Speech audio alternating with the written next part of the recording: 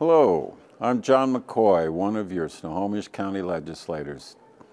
I'm sharing these Olympia updates while we're in session.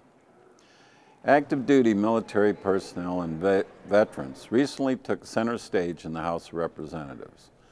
First, we celebrated and honored the men and women of our Washington National Guard. More than 5,800 of our neighbors from cities, towns, and rural areas who are serving in the National Guard were commended in a special legislative resolution.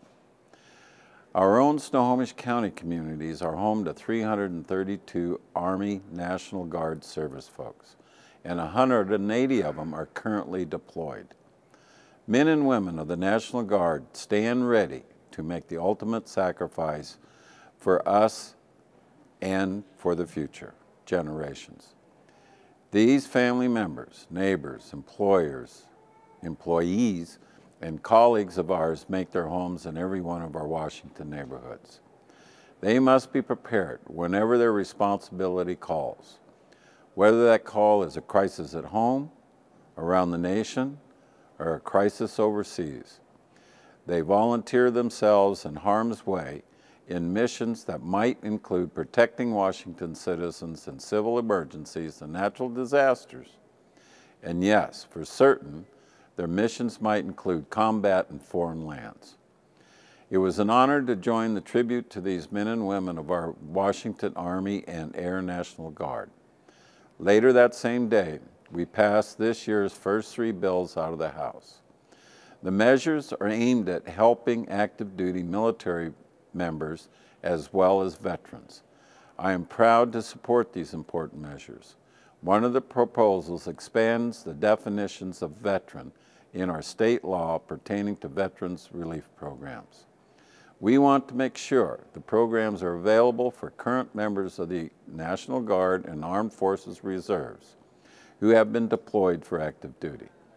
The bipartisan bill was supported in committee testimony by representatives from the Veterans of Modern Warfare, Veterans Legislative Coalition, and the second proposal passed out of the House talks about the scoring preference and promotional exams for public workers who are veterans.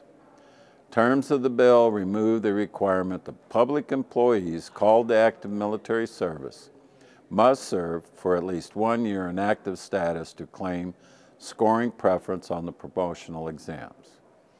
The Veterans Legislative Coalition representative testified for this measure in a committee hearing. The third piece of legislation, okayed by the House, updates the state's policy for the rental of Washington's 26 armories. This legislation reflects the fact that these armories are important resources in many of our communities. Armies provide a positive image of the National Guard. Opening these facilities for more frequent rentals will bring more private citizens into the positive contact with the armories. This new expanded policy would also bring in more money to pay for building maintenance and operations.